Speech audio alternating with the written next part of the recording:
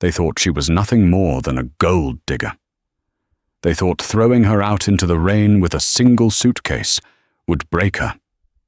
3 years ago, the Sterling family erased Ilara from their lives, laughing as they signed the divorce papers that left her penniless.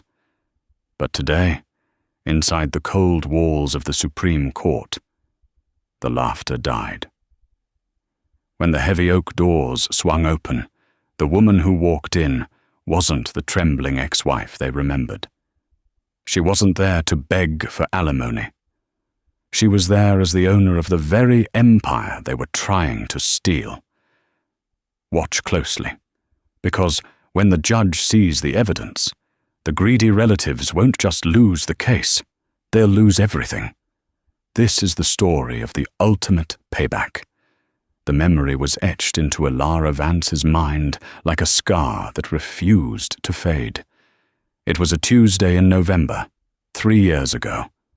The rain in Seattle wasn't just falling, it was hammering against the pavement, creating a symphony of misery that matched the chaos inside the Sterling mansion. "Get out!" Beatrice Sterling's voice screeched, cracking with a mix of malice and triumph. The older woman stood at the top of the marble staircase, clutching a pearl necklace as if she were royalty addressing a peasant. "I always knew you were trash, Ilara. I knew it the moment Caleb brought you home. A waitress? Trying to be the mistress of Sterling Industries? It was laughable." Ilara stood in the foyer, clutching a wet coat. She looked at her husband, Caleb Sterling. He was a handsome man, with the kind of jawline that graced magazine covers, but his eyes were weak, cowardly. He wouldn't look at her. He stared at the expensive Persian rug, swirling a glass of scotch. "Caleb?" Ilara's voice was barely a whisper. "Are you really going to let your mother do this? We've been married for 5 years. I built the logistics system for the company. I saved you from bankruptcy." "You did your job," Caleb muttered, finally glancing up, his expression cold. "But you don't fit the image, Ilara. We're moving into the global market. I need a wife who understands high society, not someone who smells like domesticity. Besides, Mother found the prenup holds up. You get nothing." Lydia, Caleb's sister, was leaning against the doorframe, scrolling on her phone. She didn't even look up as she delivered the final blow. "Security is already here, Ilara. Don't make a scene. It's embarrassing enough that we're related by law. Let's not prolong the mistake." Ilara had left that night with one suitcase, a broken heart, and a secret she hadn't had the chance to tell them. She was pregnant, but the stress of that night, the cold, and the sheer devastation took that from her 2 weeks later. That was the fuel. That was the fire. Present day. The atmosphere inside courtroom 4B of the Superior Court was stifling. The air conditioning hummed, but it did nothing to cool the tension radiating from the plaintiff's table. Beatrice Sterling, 3 years older, but looking infinitely more brittle, adjusted her designer silk scarf. She leaned over to Caleb. "Straighten your tie. You look like a nervous schoolboy. We have this in the bag." Caleb Sterling, now the CEO of Sterling Industries in name only, everyone knew Beatrice pulled the strings, nodded frantically. "I know, Mother. But are you sure about this lawsuit? Suing Vanguard Holdings for patent theft? They are a ghost company. No one even knows who the CEO is." "That's exactly why we will win," Beatrice hissed. "They used our technology, the Sterling Streamline algorithm. It's ours. This Vanguard company popped up out of nowhere 2 years ago and started dominating the market. They stole it from us. Judge Harrison Thorne is presiding. He's a traditionalist. He'll see a legacy family like ours being robbed by some faceless shell company, and he'll hand us their assets on a silver platter." Lydia sat on the other side of Beatrice, checking her reflection in a compact mirror.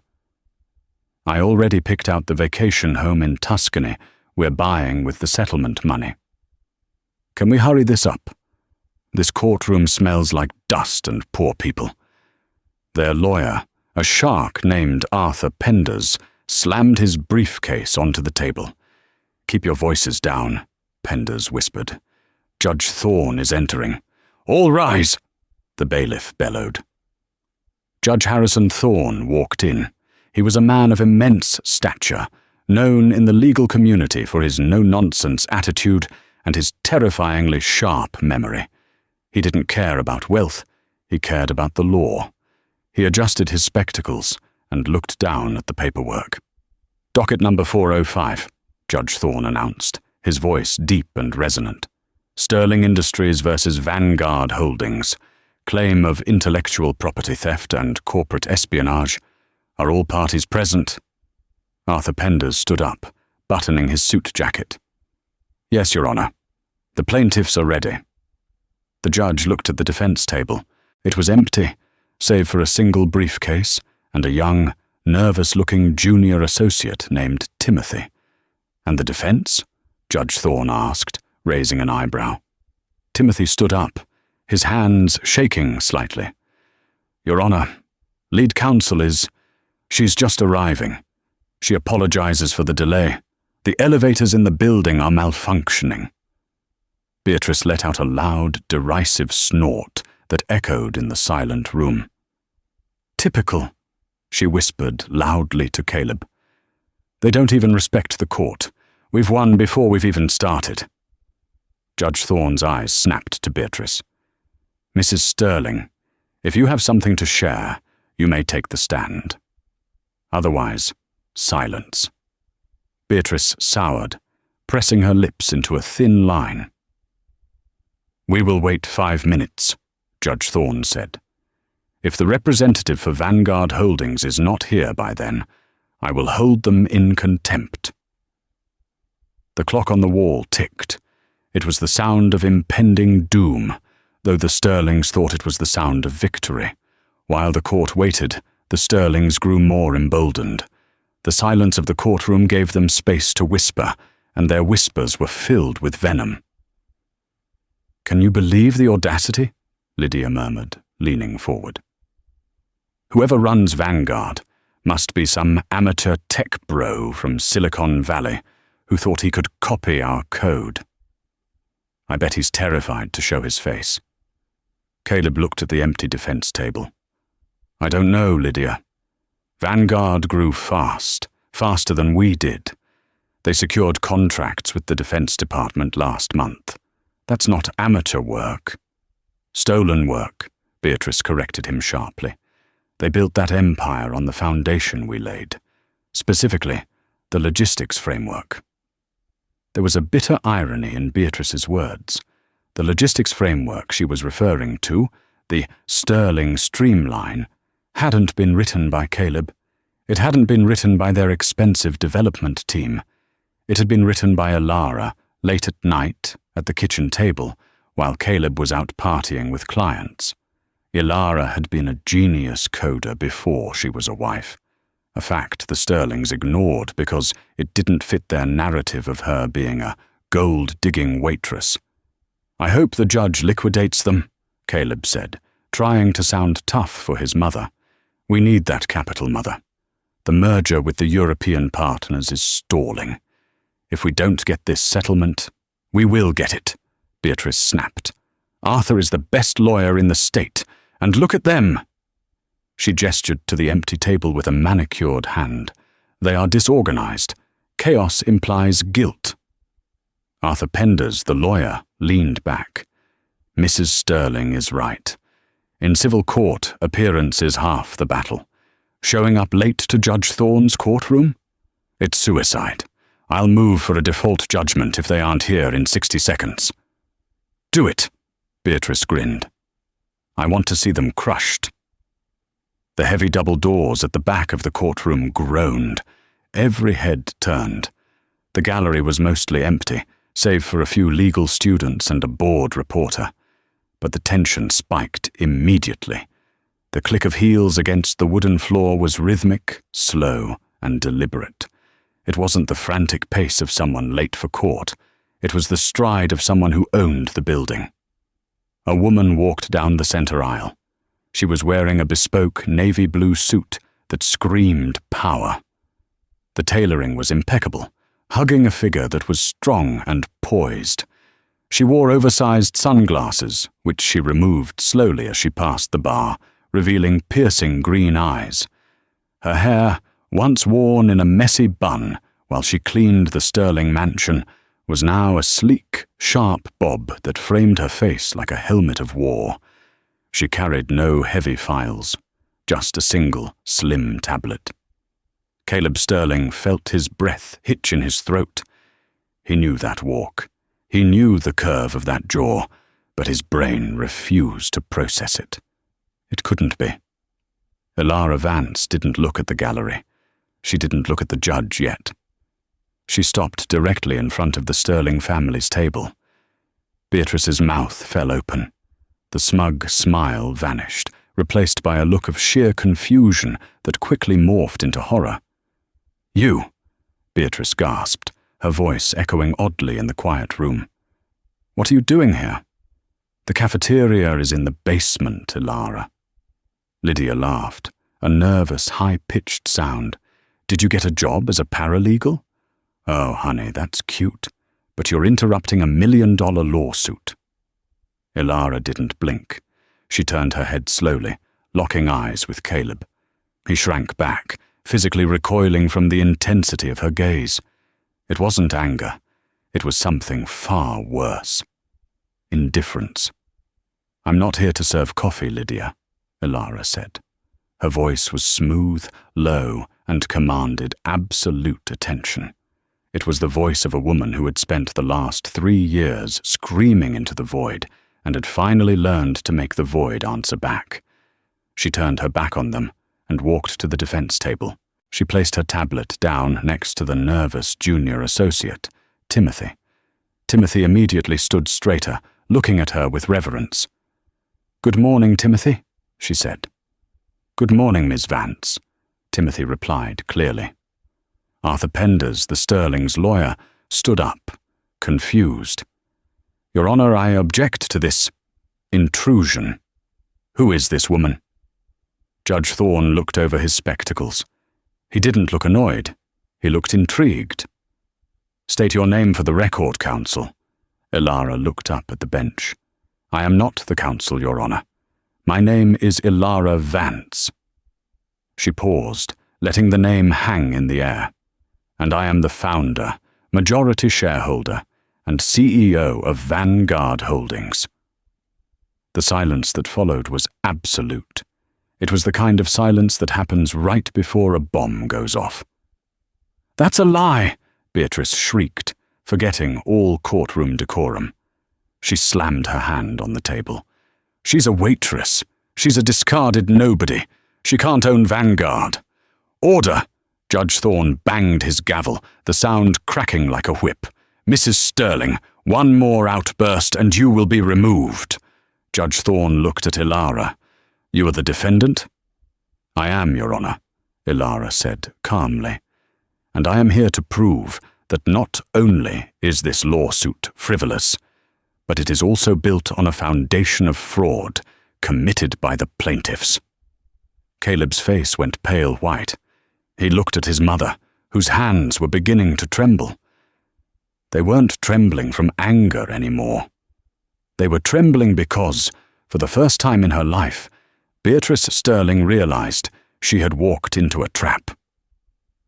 The mouse hadn't just returned. The mouse had returned as a lion. Arthur Penders recovered from his shock faster than the Sterling family. He was a high-priced litigator after all, and he was used to surprises. However, he made a fatal error. He underestimated his opponent based on her history, not her capability. "Your Honor," Penders began, buttoning his jacket and adopting a tone of condescending pity. "While it is surprising to see Mr. Sterling's former wife here, her title at this company is irrelevant to the facts. It actually strengthens our case. Ms. Vance had access to Sterling Industries' private servers during her marriage. She had access to Caleb Sterling's home office. It is clear she stole the proprietary algorithms during the divorce and used them to seed this Vanguard company. Beatrice nodded vigorously, her eyes narrowing into slits. She's a thief, Judge. She walked out with nothing, and suddenly she's a CEO? It's impossible unless she stole from us. Judge Thorne turned his gaze to Ilara. Ms. Vance, the accusation is serious. They claim the source code driving your logistics platform is identical to the Sterling Streamline code. Ilara stood up. She didn't approach the bench yet. She stood behind her table, creating a barrier of distance that felt like a fortress. Mr. Penders is half right, Your Honor, Ilara said coolly. The code is identical, or rather, the foundation is identical. A gasp went through the courtroom. Caleb smirked. She admitted it. She just admitted it, he whispered to Lydia. However, Ilara continued, her voice rising just enough to cut through Caleb's whisper, I did not steal it from Sterling Industries. Sterling Industries stole it from me. Objection! Penders shouted. That code was developed by Sterling engineers. Then bring them in, Ilara challenged, turning to face Penders. Name the lead engineer who wrote the core kernel of the Streamline algorithm. Name him right now. Penders froze. He shuffled his papers. Well, it was a team effort. The department head is Marcus Cole, Ilara supplied. And Marcus Cole is a front-end developer. He doesn't know C++ or Python well enough to write that kernel. I do. She picked up her tablet and connected it to the courtroom's display system. A large screen on the wall flickered to life. Lines of complex code scrolled down the screen. Exhibit A, Ilara announced. This is the metadata from the original file creation of the algorithm Sterling claims is theirs. Judge, look at the author tag in the metadata. The judge squinted at the screen. It says, A Vance Private Build V1. The blood drained from Beatrice's face. She grabbed Caleb's arm, her nails digging into his expensive suit. You told me the tech team scrubbed everything. You told me her name was gone. I thought they did, Caleb hissed back, sweating profusely. Ilara walked toward the jury box. Though there was no jury for this preliminary hearing, she played to the room. I wrote that code at 3:00 a.m. on our kitchen table while my husband was asleep. I wrote it to save his company from shipping delays that were costing them millions. When they kicked me out, they kept the code. They thought that because I was a housewife, I didn't have intellectual property rights. They were wrong. Penders tried to regain control. Your Honor, this is hearsay. Metadata can be manipulated. This proves nothing. The fact remains that Sterling Industries has the patent. A patent filed after I had already deployed the code on a secure private server, Ilara countered. But here is the real twist, Mr. Penders. If you truly own the code, tell me about the Ghost Protocol. The room went silent. What? Caleb asked, speaking out of turn. Ilara smiled, but it didn't reach her eyes. It was a shark's smile. Every good coder leaves a back door, a fail-safe. When I wrote that system, I built in a dependency. It requires a unique encryption key to run at full capacity. Without that key, the system eventually degrades. It slows down. It starts making errors. She turned to Caleb. Tell me, Caleb, has Sterling Industries been having logistics issues lately? Have your trucks been arriving late? Have your shipping routes been inexplicably inefficient for the last 6 months? Caleb's mouth opened and closed like a fish out of water. The truth was, the company was bleeding money. Their logistics system, the crown jewel, had been glitching for months. The board of directors was furious. They had blamed it on server load, on bad weather, on everything but the code. How did you know? Caleb whispered, his voice trembling. Because I designed it to fail if I wasn't there to update the key, Ilara said softly. You didn't just steal my code, Caleb. You stole a time bomb. Beatrice stood up, shaking with rage. She's sabotaging us. Judge, arrest her. She admitted to sabotaging our company. Sit down, Mrs. Sterling, Judge Thorne roared. Ms. Vance has admitted to protecting her intellectual property. If you cannot prove you wrote the code, you cannot claim sabotage on a product you do not understand. The judge looked at Ilara with a newfound respect. Ms. Vance, you have established a strong doubt regarding the plaintiff's ownership, but the burden of proof for the counterclaim lies with you. Do you have witnesses? I do, Your Honor, Ilara said, checking her watch. I call Mr. Caleb Sterling to the stand. Calling the CEO of the opposing company as a hostile witness was a bold move. Usually, lawyers would fight tooth and nail to keep their clients off the stand. But Penders was reeling from the metadata revelation, and Judge Thorne was impatient. He allowed it. Caleb Sterling walked to the witness stand. He looked like a man marching to the gallows. He adjusted his tie, cleared his throat, and avoided making eye contact with Ilara. Ilara didn't stay at the defense table. She walked right up to the podium.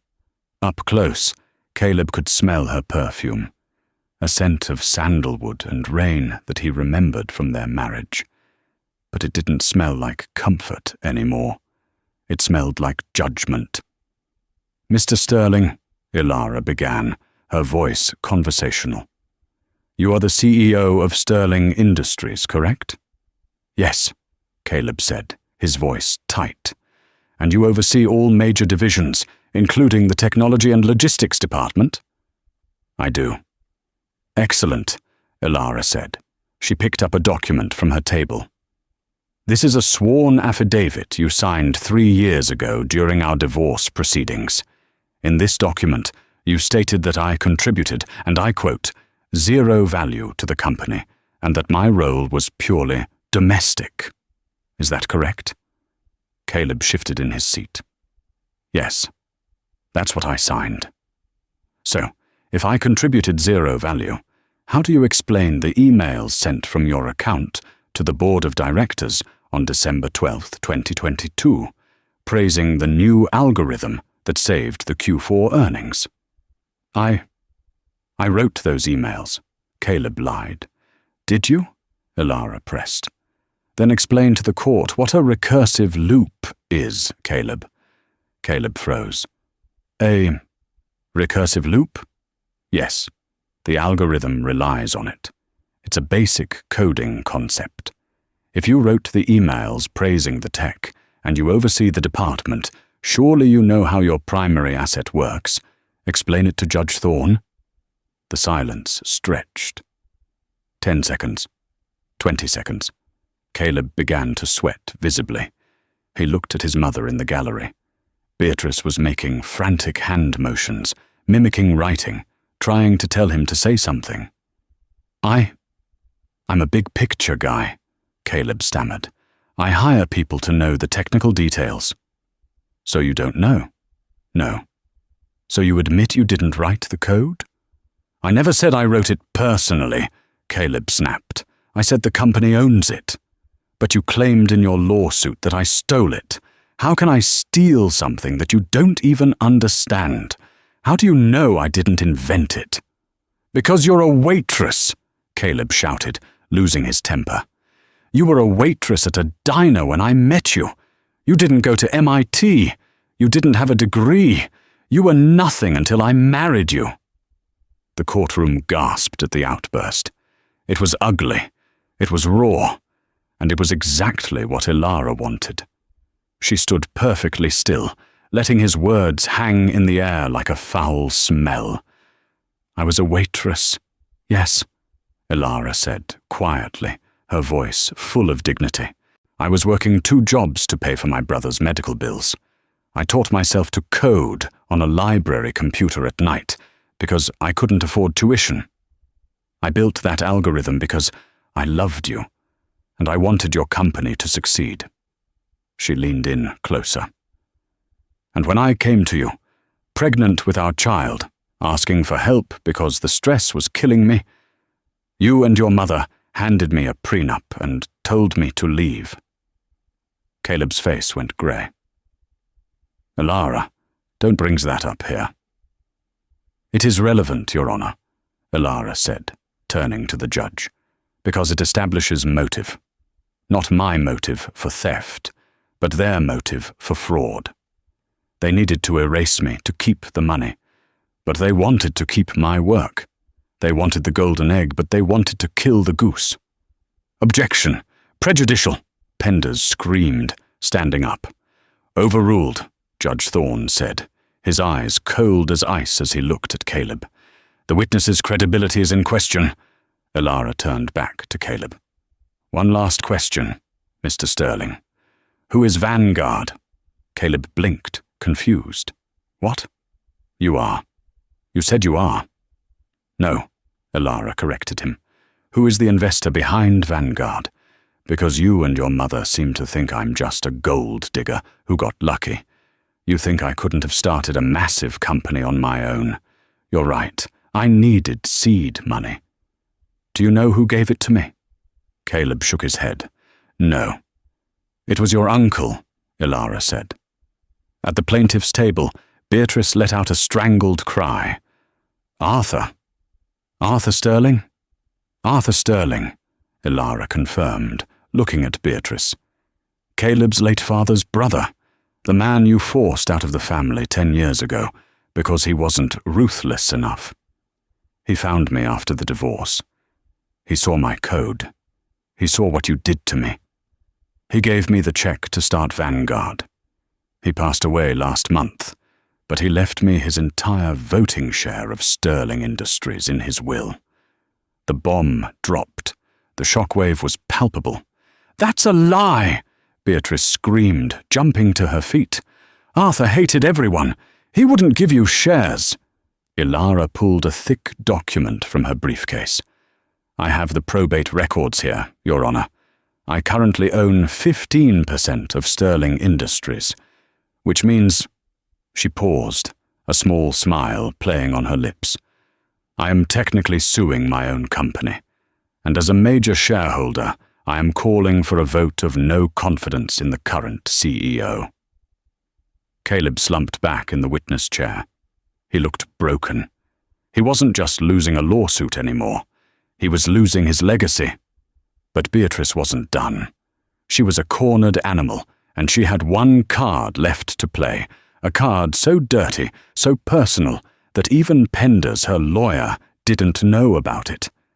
Beatrice reached into her oversized Hermes bag and pulled out a manila envelope. She waved it in the air. "You think you're so smart, Elara," Beatrice shrieked, ignoring the bailiff moving toward her. "You think you can take my son's company? Well, tell the judge about the time you spent in the psychiatric ward. Tell him about the mental instability. I have the records right here. You aren't fit to run a company. You're crazy." The courtroom erupted into chaos. Judge Thorne was banging his gavel. Elara didn't flinch. She looked at the envelope. She knew exactly what was in there. It was the darkest moment of her life, the weeks following the miscarriage when grief had almost consumed her. Beatrice had obtained those records illegally, of course, but Elara wasn't afraid of her darkness anymore. She had conquered it. And she was about to use Beatrice's cruelty as the final nail in the Sterling coffin. The courtroom was in an uproar. The bailiff was moving toward Beatrice Sterling, who stood panting, clutching the manila envelope like a weapon. Caleb had his face buried in his hands, the shame radiating off him in waves. "Order! Order in this court!" Judge Thorne's voice boomed, silencing the room instantly. He glared at Beatrice. "Mrs. Sterling, you will sit down immediately, or I will have you placed in a holding cell." Beatrice slumped back into her chair, her chest heaving. She shoved the envelope toward her lawyer, Arthur Penders. "Give it to him," she hissed. prove she's incompetent." Penders looked at the envelope as if it were radioactive. He knew the rules of evidence. He knew about medical privacy laws. He looked at Beatrice with a mix of horror and disbelief. "Mrs. Sterling, I cannot submit this. We didn't subpoena these records. Where did you get them?" "It doesn't matter," Beatrice snapped, loud enough for the stenographer to type every word. "I paid good money to make sure we knew everything about her. Submit it." Elara watched this exchange with a cold, tragic calmness. She walked slowly back to her table, but she didn't sit down. She looked at the judge. "Your Honor," Elara said, her voice trembling slightly. Not from fear, but from the memory of that pain. "The plaintiff is attempting to introduce my private medical records from St. Jude's Hospital, dated November 2022. Judge Thorne looked at Penders. "Counsel, is this true?" Penders wiped sweat from his forehead. "Your Honor, my client asserts that these documents speak to the defendant's mental state regarding the creation of the code." "Hand them here," Judge Thorne commanded. Penders reluctantly handed the envelope to the bailiff, who passed it to the judge. The room held its breath. The only sound was the rustling of paper as Judge Thorne opened the file. He read the first page, then the second. His expression tightened. The lines on his forehead deepened. He looked up, removing his glasses. His eyes were blazing with a quiet, terrifying fury. He didn't look at Elara. He looked directly at Beatrice. "Mrs. Sterling," the judge began, his voice dangerously low. "These are psychiatric admission records. They detail a patient admitted for severe depressive trauma following a spontaneous miscarriage." Caleb looked up, his eyes red. He hadn't known she was institutionalized. He knew she was sad, but he hadn't known she broke. "She's crazy," Beatrice blurted out again. "She can't run a company." "She was grieving," Judge Thorne roared, slamming his hand on the bench. The sound made everyone jump. "She was grieving the loss of a child, a condition, I might add, that is not a permanent disability, and has zero bearing on her ability to write code or manage a corporation." The judge held up the file. "But more importantly, Mrs. Sterling, I see a time stamp on these printed records. They were printed yesterday morning, from a restricted terminal, which implies that you, or someone in your employ, bypassed hospital security and federal HIPAA regulations to steal this information." Beatrice's mouth opened, but no sound came out. The trap had snapped shut. Elara stepped forward. "Your Honor, I would like to state for the record that I never told the Sterlings about my hospitalization. I bore that pain alone because they had already thrown me out on the street. The fact that Beatrice Sterling has these records proves she has committed a felony invasion of privacy." Elara turned to face Beatrice. "You wanted to prove I was broken, Beatrice? You just proved I'm a survivor, and you proved you are a criminal." Judge Thorne closed the folder decisively.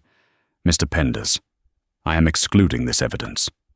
Furthermore, I am referring this matter to the District Attorney's Office for an immediate investigation into how your client obtained these documents." "Your Honor," Penders started. "Silence!" Thorne barked. "I have heard enough. The defense has proven authorship of the code via metadata. The defense has proven the plaintiff's CEO lacks basic knowledge of the product, and the plaintiff has just engaged in gross misconduct in my courtroom." The judge picked up his gavel. It felt like an executioner's axe. "I am dismissing the suit of Sterling Industries versus Vanguard Holdings with prejudice. The plaintiff is ordered to pay all legal fees for the defendant." He paused, looking at Elara. "Furthermore, based on the testimony regarding the Ghost Protocol and the degradation of the Sterling systems, I am issuing an injunction." Sterling Industries is hereby barred from using the disputed code until they can negotiate a licensing fee with the rightful owner, Ms. Vance. The gavel banged. Crack.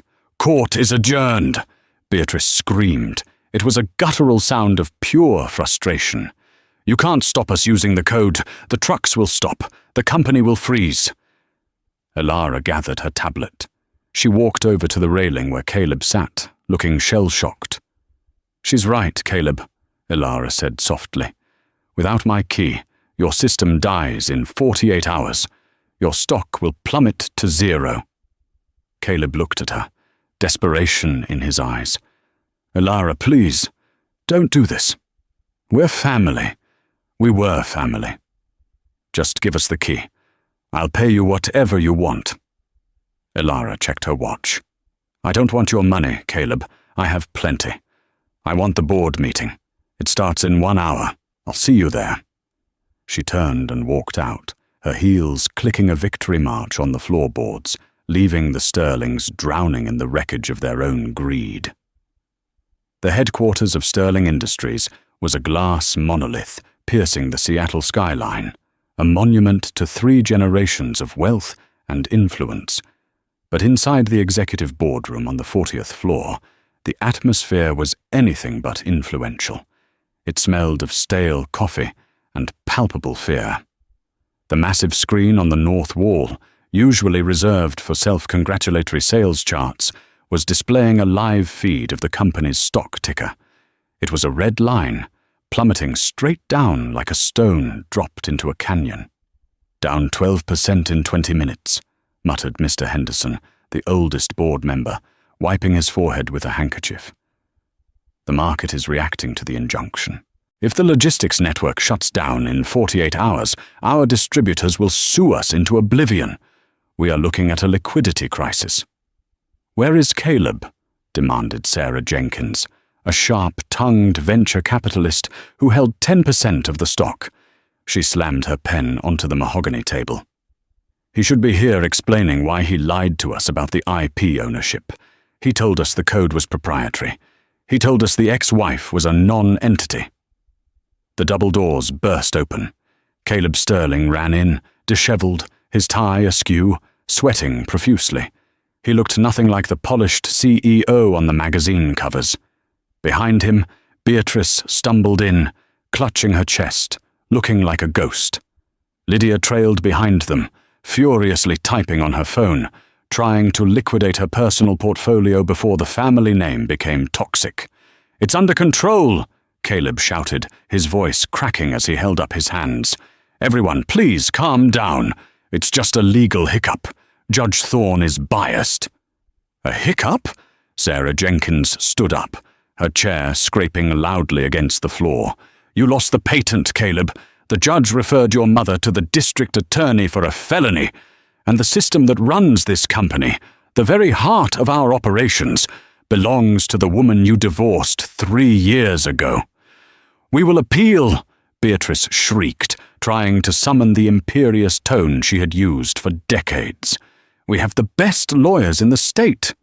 "Your lawyers are resigning, Beatrice." A calm, melodic voice cut through the noise.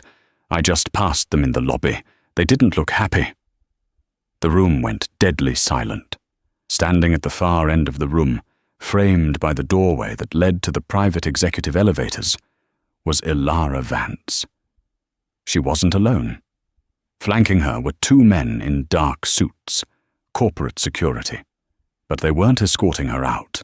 They were walking a step behind her, like a royal guard. Caleb's face turned a shade of purple. "How did you get in here?" he screamed, pointing a shaking finger. "Frank! Frank, what are you doing? Remove this trespasser immediately. She's here to gloat." Frank, the head of security who had worked for the Sterlings for 20 years, stepped forward. He was a large man who had seen Caleb throw tantrums since he was a teenager. He looked at Caleb, then at Elara. He didn't move to grab her. "Ms. Vance has valid credentials to be on this floor, sir," Frank said, his voice heavy with apology, "but not for Elara. She is a primary shareholder." "That's a lie!" Beatrice hissed. "She's broke!" Ilara ignored them. She walked slowly toward the head of the table, the seat reserved for the chairman, the seat Caleb's father used to sit in. She placed her hand on the leather backrest, claiming part of the space. "You seem to forget, Caleb," Ilara said, addressing the stunned room. "Your uncle, Arthur Sterling, was the only decent man in your family. When he died last month, you didn't even go to the funeral. I did. And because you alienated him, he left his entire voting block to me. That's 15%. Caleb let out a nervous laugh. 15%? That gives you a seat at the table, Ilara, not the head of it. You can't outvote the family trust. We still hold the majority." Ilara looked at Sarah Jenkins. She nodded once. Sarah Jenkins picked up her tablet. "Actually, Caleb, that's not accurate anymore." Ilara turned back to Caleb, a dangerous glint in her eyes. "Do you remember when your stock dipped 6 months ago? When the logistics started failing, you blamed the economy, but the price dropped to $42 a share." "So?" Caleb snapped. "So Vanguard Holdings started buying," Ilara explained, her voice smooth as silk. "We bought every single share that hit the market. We bought through shell companies. We bought through blind trusts. We bought while you were vacationing in Aspen and ignoring your supply chain." She threw a thick folder onto the table. It slid across the polished wood and stopped right in front of Caleb. "As of this morning, when the market opened, Vanguard Holdings exercised its options. I own Uncle Arthur's 15%. Vanguard owns another 36%. She paused, letting the math sink in. "That's 51%, Caleb. I am the majority shareholder of Sterling Industries." The silence that followed was absolute. It was the sound of an empire crumbling. Caleb staggered back, hitting the wall. "No, that's impossible. You were a waitress." "And now I'm your boss," Ilara said, cold. She didn't sit down. She stood tall, looking at the board members who were staring at her with a mix of terror and respect. "I am calling this emergency meeting to order," Ilara announced. "First item on the agenda, a motion to remove Caleb Sterling as CEO, effective immediately, due to gross negligence, corporate malfeasance, and reputational damage." "Seconded," Sarah Jenkins said without hesitation. "Thirded," Mr. Henderson said, glaring at Beatrice. "Get him out." "All in favor?" Ilara asked. Every hand in the room went up. Caleb looked frantically around the table. He looked at his sister, Lydia, who was sitting at the far end. "Lydia, put your hand down. We're family." Lydia looked at her brother. She looked at her mother, who was trembling with rage. Then she looked at Ilara, the woman who now controlled the family fortune. Lydia slowly raised her hand. "Lydia!" Caleb screamed, betrayed. "I have a lifestyle to maintain, Caleb," Lydia muttered, refusing to meet his eyes. "And you crashed the stock." "Sorry." "The motion passes unanimously," Ilara stated. "You are fired, Caleb." "You can't do this!" Caleb lunged forward, his face twisted in ugly desperation. "I am a Sterling. This is my name on the building. You are nothing. You are just the help." Frank, the security guard, moved faster than a man his size should be able to. He intercepted Caleb, grabbing him by the arm in a grip of iron. "That's enough, sir," Frank rumbled. Ilara walked around the table until she was inches from Caleb's face. She didn't flinch at his anger. "When you kicked me out," Ilara whispered, her voice low and lethal, "you told me I didn't fit the image of this company. You were right. I didn't. I was honest. I was hard-working. And I was loyal." She leaned in closer. "I would have built this empire for you, Caleb. I would have fixed the code. I would have made you a billionaire. All you had to do was stand up to your mother. But you couldn't. So now, I'm going to rule it alone." Ilara straightened up and pointed to the door. Frank, please escort Mr. Sterling and his mother out of the building. Remove their security badges. Their company cars have been repossessed as of 10 minutes ago. If they resist, call the police. I believe the district attorney is already looking for Mrs. Sterling regarding the stolen medical records." Beatrice let out a wail of despair as a second guard grabbed her arm. "My house, my pension, you can't take it all." "Actually," Ilara said, finally sitting down in the chairman's chair, "the lawsuits for damages against you personally for patent theft, those will likely bankrupt you. I'd suggest finding a good public defender. I hear Arthur Penders isn't taking your calls." "I hate you," Caleb screamed as Frank dragged him backward. "I wish I never met you." "The feeling is mutual, Caleb," Ilara replied, opening the file in front of her. "Close the door on your way out." The heavy doors slammed shut, cutting off Caleb's screams. Ilara took a deep breath. The room was quiet. The board members were watching her, terrified of what she might do next. She smoothed her skirt, picked up a pen, and looked at the terrified faces of the corporate elite. "Now," Ilara said, her voice calm and professional, as if she hadn't just executed her ex-husband's career. "Let's discuss the merger. Vanguard is absorbing Sterling. We have a lot of work to do to clean up this mess. Who has the Q3 logistics report?" For the first time in 3 years, Ilara Vance smiled. It wasn't a smile of vengeance anymore. It was the smile of a queen who had finally taken her throne. 6 months had passed since the gavel fell in courtroom 4B, shattering the Sterling legacy. The seasons had turned, washing away the grey Seattle winter and replacing it with a crisp, blinding spring sun. But for the Sterling family, the winter had never ended. Ilara Vance parked her silver Audi R8 in the driveway of the sprawling estate on Crestview Drive. The engine purred into silence. She sat for a moment, gripping the leather steering wheel, looking up at the house that had once been her prison. The iron gates, which used to be guarded by a security team that sneered at her, were zip-tied open. A massive sign was staked into the manicured lawn where Beatrice used to host her exclusive garden parties. It didn't say "for sale." It said "foreclosure auction, property seized by state."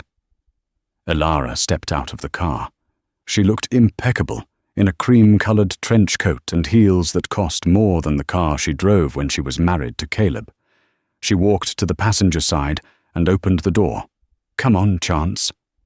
A golden retriever with a slightly limp leg, a rescue she had adopted 2 weeks ago, hopped out. He didn't know this was a place of misery. To him, it was just a big lawn.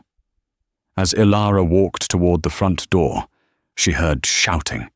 It was a shrill, desperate sound she recognized instantly. "You can't take that. That's vintage Chanel. It's a personal item." Ilara walked through the open front doors.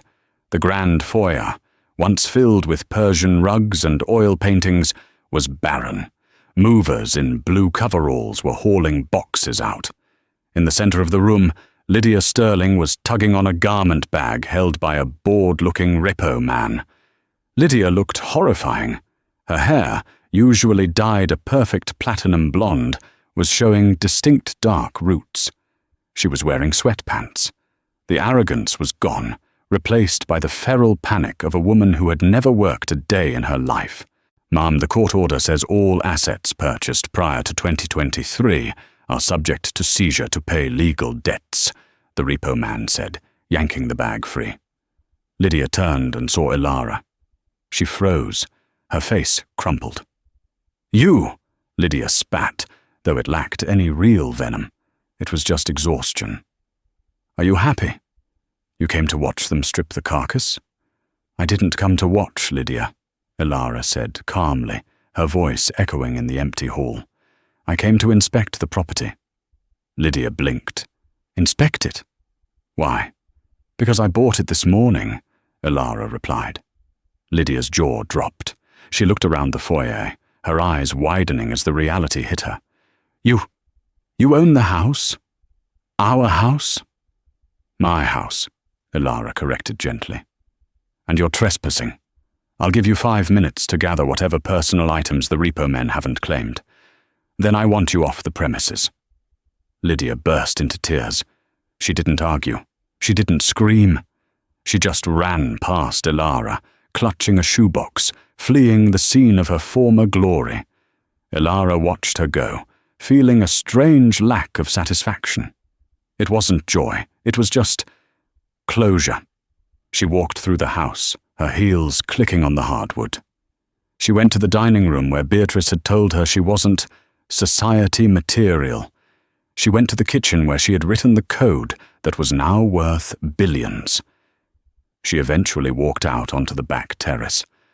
A battered sedan, rusting at the wheel wells, was idling in the driveway near the service entrance. Caleb Sterling was leaning against the hood. If Lydia looked desperate, Caleb looked defeated. He had lost 20 pounds. His posture, once upright and proud, was slumped. He wore a generic polo shirt with a logo for a ride-share company stitched on the breast pocket. He was holding a cardboard box containing a few trophies and a framed photo. He looked up when he heard Ilara approach. He didn't glare. He looked at her with a mixture of awe and shame. "I heard you bought it," Caleb said, his voice hoarse. "The broker told me the buyer was an EV trust. I should have known." "It was a good investment," Ilara said, standing at the top of the stairs, looking down at him. "The market is recovering."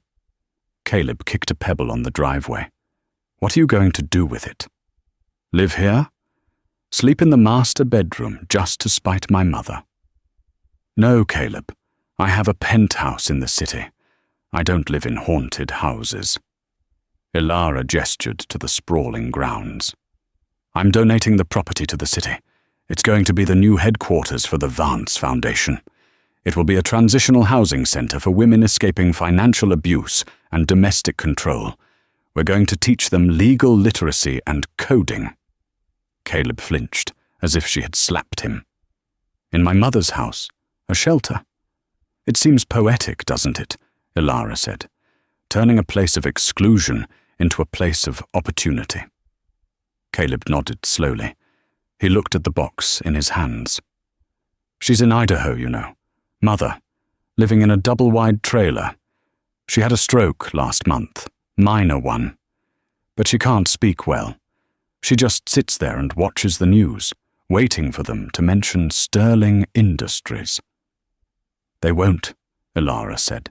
"We rebranded last week. It's Vanguard Logistics now. The Sterling name is gone from the S&P 500. The finality of it seemed to crush him. Caleb took a step forward, his eyes welling up. "Ilara, I drive for 12 hours a day. I live in a studio apartment that smells like mildew. I have nothing." He looked at her, the woman he had thrown away. "I know I don't deserve it. I know I was a coward. But I'm drowning. Is there any position at the new company? I know the logistics routes better than anyone. I could work in the warehouse, dispatch, anything. Please." Ilara looked at him. She remembered the night he let the security guards drag her out. She remembered him signing the prenup enforcement. She remembered the silence when she told him about the baby they lost. She felt pity, yes, but she also felt the steel spine she had forged in the fire of his betrayal. "I can't hire you, Caleb," Ilara said softly. "The board would never allow it. And frankly, I don't want you in my building." Caleb slumped, nodding. "Right. Of course. However," Ilara continued, she reached into her trench coat pocket and pulled out a small business card. "I know a man who runs a trucking fleet in Tacoma. He's looking for a night shift manager. It's hard work, it pays hourly, but he values people who know the roads." She walked down the stairs and held the card out. Caleb took it, his hands trembling. He looked at the card like it was a lifeline. Don't tell him you know me, Elara warned. And don't tell him you're a Sterling. Use your middle name. Earn it this time, Caleb. I will, Caleb whispered. He looked at her one last time, tears spilling over. You look beautiful, Elara. You look free. I am, she replied. Caleb got into his rusted sedan. The engine sputtered and coughed before turning over. He drove slowly down the long driveway, past the foreclosure sign, and turned onto the main road, disappearing from her life forever. Elara took a deep breath. The air smelled of blooming jasmine and wet earth. She unclipped the leash from Chance's collar. Go on, boy, she said, smiling. The dog bolted across the lawn, chasing a butterfly, rolling in the grass where Beatrice Sterling used to forbid anyone from walking. Elara Vance turned her back on the gate. She pulled out her phone and dialed Timothy. Timothy? It's done, she said, her voice strong and clear. The keys are in my hand. Send the contractors in tomorrow. We have a lot of walls to tear down. She looked up at the sky, blue and limitless. She had lost a husband. She had lost a family. She had lost a legacy. But she had built an empire. And more importantly, she had found herself. And that is the final chapter of Elara Vance. From a weeping ex-wife in the rain to the CEO of a global empire, she proved that rock bottom isn't the end. It's just the solid foundation you need to build something unbreakable. The Sterlings lost their fortune not because of bad luck, but because of their arrogance. They underestimated the one person who held their world together. It makes you wonder, how many people are underestimated right now, just waiting for their moment to strike back?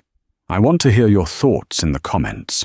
Do you think Elara was too kind to Caleb at the end by giving him that job lead? Or was leaving him to work a blue-collar job the ultimate punishment for a man who thought he was royalty? If you loved this saga of revenge, betrayal, and justice, please smash that like button and share this video with a friend who needs some motivation. Don't forget to subscribe and turn on notifications. I have an even crazier story coming next week about a lottery winner whose family tried to have him committed. You won't want to miss it. Thanks for watching, and remember, be kind, but take no prisoners.